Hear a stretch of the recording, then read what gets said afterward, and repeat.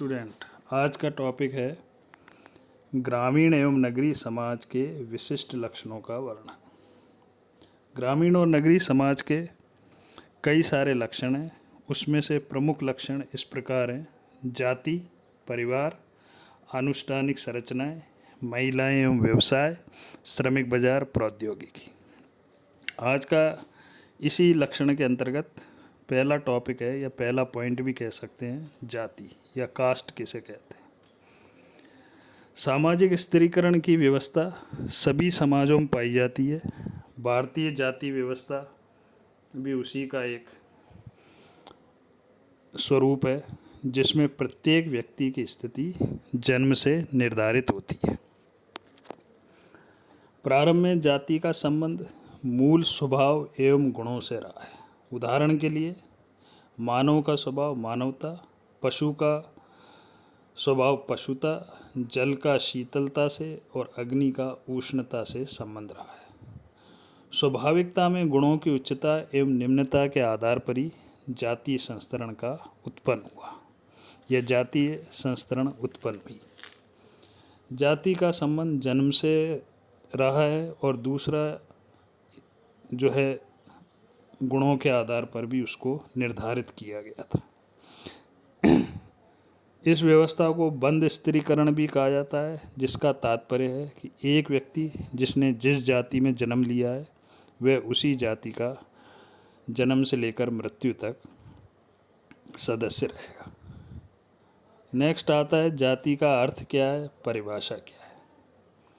जाति शब्द अंग्रेजी के कास्ट शब्द का हिंदी रूपांतर है, जिसे पुर्तगाली भाषा कास्टा से उत्पन्न माना जाता है, और कास्टा का तात्पर्य है वर्ग विभेद या मत विभेद में इसका प्रयोग किया गया है।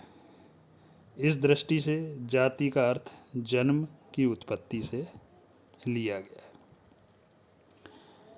है। जाति की परिभाषा मजूमदार मदान ने दी थी। उनके अनुसार जाति एक बंद वर्ग है। A caste is a closed class. इसका तात्पर्य है कि जब एक व्यक्ति जिसने जिस जाति में जन्म लिया वह जन्म से लेकर मृत्यु तक उसी का सदस्य कहलाएगा। उदाहरण के लिए किसी ने जाट जाति में या किसी ने गुर्जर जाति में या बलाई जाति में जन्म लिया है तो आजीवन उसका जाति जो है जाट, गुर्जर या बलाई ही रहेगी। इसलिए मजूमदार मदान का यह मानना था कि जाति एक बंद वर्ग है। इसी प्रकार की एक और परिभाषा कूले ने दी थी। उनका यह कहना है कि जब एक वर्ग पूर्णतः वंशानुक्रम पर आधारित होता है तो उसे जाति कहा जा सकता है। वंशानुक्रम का तात्पर्य है कि पीढ़ी दर पीढ़ी जो जाति चली आ रही है वह उसी जाति के नाम से जानी जाएगी। उदाहरण के लिए किसी ने की जाति चुंडावत है या शक्तावत है या कलाल है तो वह कलाल या चुंडावत या शक्तावत जाति का ही कहलाएगा, क्योंकि उसकी पीढ़ी यानी कि उसकी पीढ़ी में से यही सरनेम या कास्ट चली आ रही है।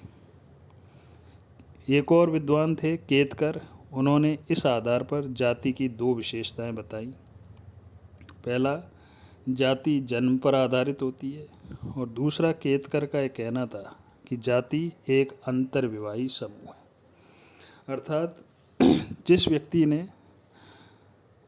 जो व्यक्ति जिस जाति का सदस्य है वह अपनी ही जाति में विवाह करेगा। उदाहरण के लिए अगर कोई कुमार जाति से है या सोनी जाति से है तो उसका विवाह उसकी उसी कास्ट में होगा। यानी व्यक्ति अपनी जाति से दूसरी जाति में विवाह नहीं कर सकता। इसीलिए केतकर ने जाति को अंतर्विवाही के रूप में एक विशेषता बताई। जाति के संबंध में समाजशास्त्र की दृष्टि से सबसे महत्वपूर्ण कार्य जीएस घुरिये ने किया था। उन्होंने अपनी पुस्तक जाति, वर्ग और व्यवसाय में जाति की 6 विशेषताएं बताई थी, जिसमें से पहली विशेषता है समाज का खंडात्मक विभाजन। घुरिये ने जाति व्यवस्था के अंतर्गत ये बताया कि प्रत्येक जाति खंडों में बटी हुई है, अर्थात हर जाति की अपनी कई उपजातियां देखने को मिलती हैं। जैसे वैश्य समाज से रिलेटेड जाति है तो उसमें अग्रवाल होंगे, गुप्ता होंगे, जैन होंगे, महेश्वरी होंगे और भी कई सारे जातियाँ होंगी।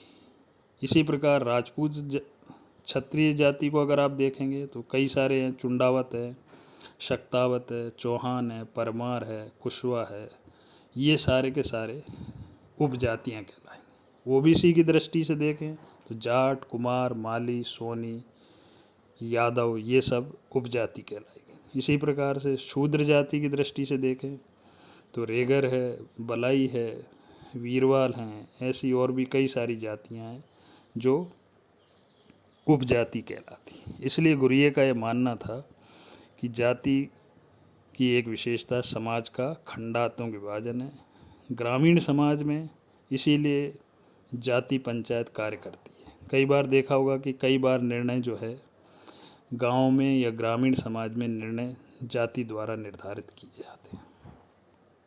जाति की दूसरी विशेषता गुरिये ने संस्तरण बताई। संस्तरण का तात्पर्य है उच्चता और निम्नता के आधार पर जातियों का विभाजन। समाज में कुछ जातियां ऐसी हैं जो उच्च कहलाती हैं, जैसे ब्राह्मण, क्षत्रिय, वैश्य, और कुछ जातियां ऐसी हैं जो शूद्र या अस्पृश्य कहलाती हैं और उन्हें समाज में उच्च परिस्थिति और निम्न परिस्थिति के आधार पर उच्च या निम्न माना जाता है और इसका निर्धारण समाज में उनकी धार्मिक प्रतिष्ठा, व्यवसाय, खान पान इत्यादि से होता है। इसलिए गुरिये का ये कहना था कि जाति में संस्तरण पाया जाता है, हायरार्की पाई जाती है। नेक्स्ट विशेषता है खान पान एवं सहभोज पर प्रतिबंध। गुरिये का कहना था कि जाति व्यवस्था में खान पान, सहभोज से संबंधित अनेक प्रतिबंध देखने को मिलते हैं। इसे ब्लंट ने भी स्पष्ट किया है कि एक विशिष्ट जाति का व्यक्ति किन किन जातियों के साथ भोजन कर सकता है या खिला सकता है। उदाहरण के लिए पंक्ति निषेध, एक जाति का व्यक्ति किन जातियों के साथ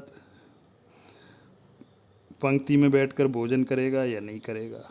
पाक निषेध, एक जाति किन व्यक्तियों के द्वारा बनाए गई भोजन करेगी या नहीं करेगी। भोजन निषेध, एक जाति के व्यक्ति को भोजन करते समय किन संस्कारों का पालन करना चाहिए या नहीं करना चाहिए। खाद्य निषेध, यानी किसके हाथ का पानी पीना चाहिए या किसके हाथ का नहीं पीना चाहिए। ये भी जाति के खान पान पर प्रतिबंध से संबंधित है। हुक्का पानी निषेध, यानी किसके साथ आपको हुक्का पीना चाहिए या नहीं पीना चाहिए। उदाहरण के लिए जाट जाति का व्यक्ति बलाई या मावर जाति के व्यक्ति के साथ बैठकर हुक्का नहीं पी सकता। अगली विशेषता गुरिये ने बताई थी सामाजिक सहवास पर प्रतिबंध। गुरिये ने लिखा कि पवित्रता और अपवित्रता, या जिसे छुआछूत भी कह सकते हैं, की विशेषता जाति में अत्यधिक पाई जाती है, खासकर दक्षिण भारत में।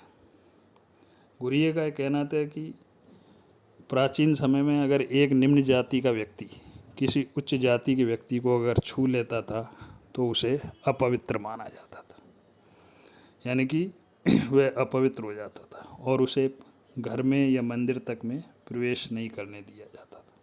हालांकि वर्तमान में उस स्थिति में काफ़ी परिवर्तन आ चुका और इस प्रकार की स्थिति बहुत कम देखने को मिलती है। नेक्स्ट विशेषता गुरिये ने बताई थी विभिन्न जातियों की नागरिक एवं धार्मिक निर्योग्यताएं।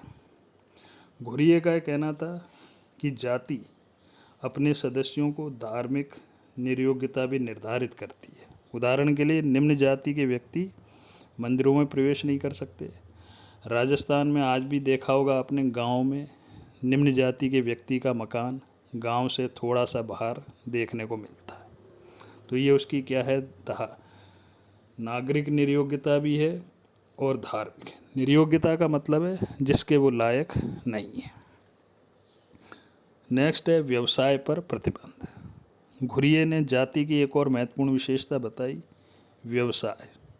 गुरिये का कहना था कि हर जाति का अपना एक निश्चित व्यवसाय निर्धारित है। उदाहरण के लिए दर्जी है तो दर्जी का काम कपड़े सिलने का ही रहेगा और वो पीढ़ी दर पीढ़ी चला रहा है। इसी प्रकार नाई है, नाई का काम है बाल बनाने का। धोबी है तो कपड़े धोने का कार्य पीढ़ी दर पीढ़ी, स्वर्णकार यानी सोनी है तो उसका काम सोने का काम करना है, चर्मकार है तो जूते बनाना या चर्म से संबंधित कार्य करने का है, पूजा पाठ करने वाला अगर कोई व्यक्ति है तो पूजा पाठ से संबंधित कार्य करेगा।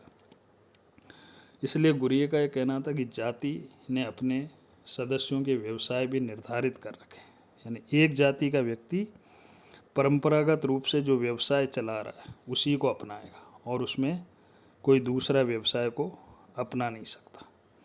यद्यपि वर्तमान में इसमें भी परिवर्तन आ गया है। इसको आगे के जब पॉइंट आएगा जाति व्यवस्था में परिवर्तन, उसके अंतर्गत इसको और डिटेल में डिस्कस किया जाएगा। इसके अतिरिक्त दो जाति की और विशेषताएं महत्वपूर्ण, विवाह पर प्रतिबंध। जाति की एक प्रमुख विशेषता है कि प्रत्येक जाति अपने सदस्य को विवाह के लिए प्रतिबंधित करती है, अर्थात एक जाति का व्यक्ति अपनी जाति से बाहर विवाह नहीं कर सकता।